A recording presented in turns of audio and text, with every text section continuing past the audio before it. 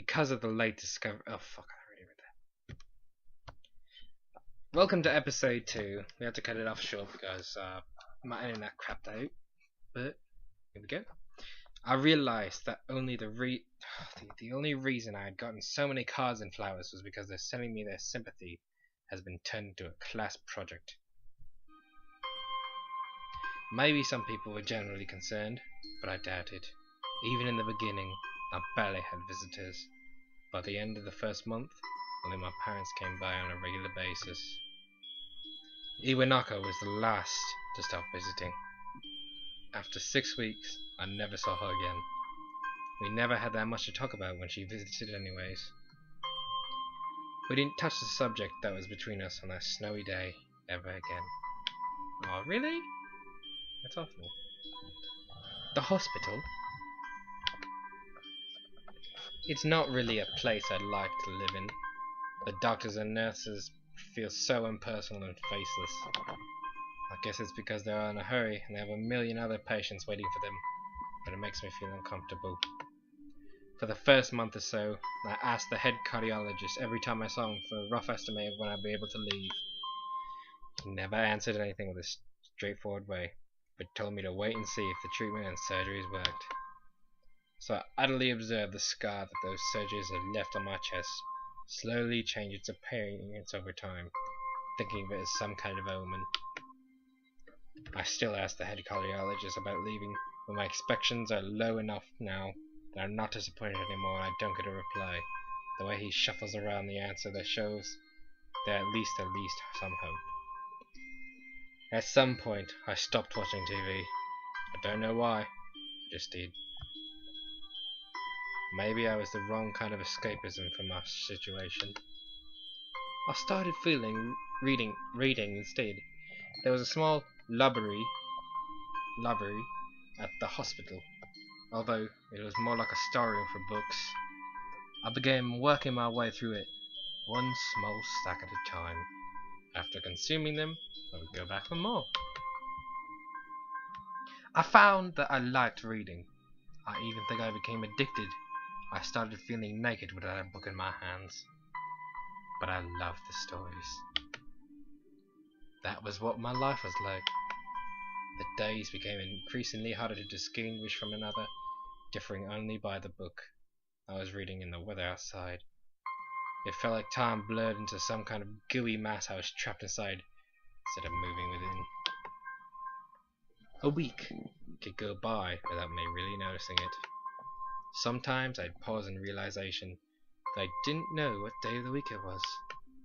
But at other times, all the other things that surrounded me would painfully crash into my conscious through the barrier of nonchalance I had set up for myself.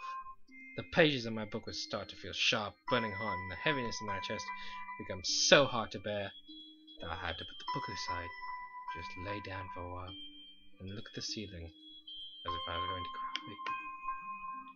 But that only happened rarely, and I couldn't even cry.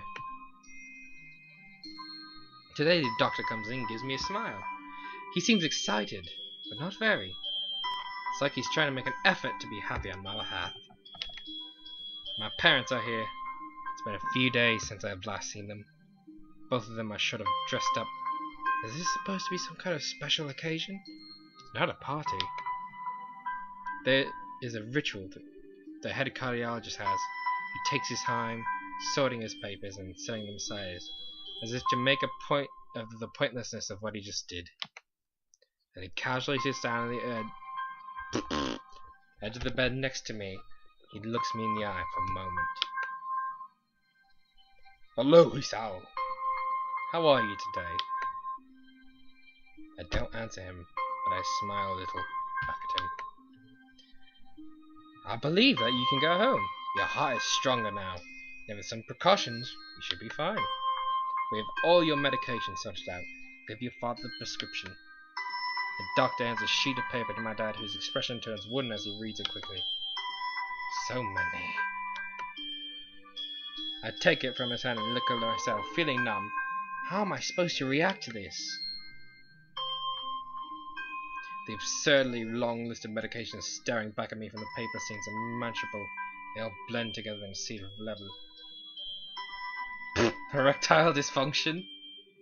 Asthma, cardiac arrest, 5 milligrams a day, 12 hours, 25 milligrams, predicated hydrogen, pentabrol, DXC, hallucinogenic, clinical depression, heart failure.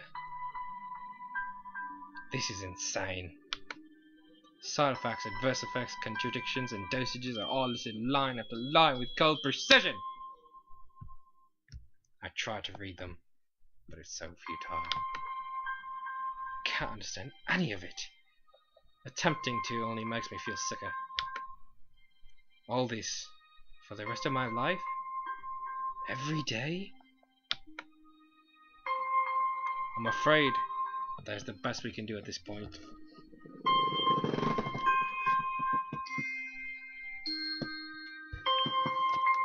However, new medications are always being developed, so I wouldn't be surprised to see that list fade over the years. Yes. What kind of confidence booster is that? I'd felt better if he hadn't said anything at all. God damn it, that's loud. Also, I've spoken with your parents, and we believe that it'd be best if you don't return to your old school. NANI?! Please calm down, he said. Listen to what the doctor has to say. Calm down. The way he says it tells me he knew full well that I wouldn't like it. Am I going to be homeschooled? Whatever my concern shows, it's ignored. We all understand that your education is paramount. However, I don't think that it's wise for you to be without supervision. At least not until we're sure that your medication is suitable. So I've spoken to your parents about a transfer. The school called Yamaku Academy that specializes in dealing with the disabled students. Disabled? What am I? That has a 24-hour nursing staff. It's only a few minutes from a highly regarded general hospital. The majority of the students live on campus. Think of it as a boarding school of sorts. It's designed to give the students a degree of independence while keeping help nearby. Independence? It's a school for disabled kids. Don't try to disguise the fact. If it really was that free, there wouldn't be a 24-hour nursing staff. We wouldn't be making a hospital nearby the selling point.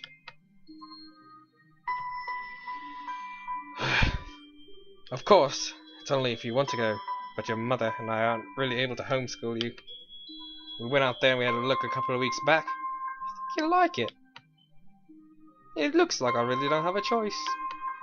Compared to the other heart problem people with your condition usually tend to live English. Fuck it. Long lives. You'll need a job one day, and this is a good opportunity to continue your education. This isn't an opportunity. Don't call it an opportunity. Don't call it a goddamn opportunity. Well, you should be excited about the chance to go back to school. Remember, you want to return to school, and while it's not the same one, a special school. That's an insult. That is what I want to say. It's a step down. So am I going to a school for retarded children? It's not what you think. All the students are pretty active in their own sort of way.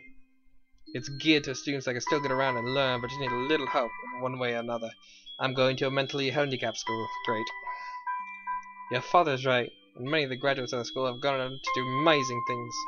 A person doesn't have to be held back by their disability. One of my colleagues in another hospital is a graduate. I don't care. A person doesn't have to be held back by their disability. That's what a disability is. I really hate someone so important was decided for me. But what can I do about it? My normal life is out of the question now. How depressing. It's funny. I already had a thought my life was actually kind of boring. But now I miss it. I wanted to protest. I wanted to blame this lack of reaction, shock and fatigue. I could easily yell at something now. Something about how I can go back to school anyways, but no. And that is all time we have for. Goodbye!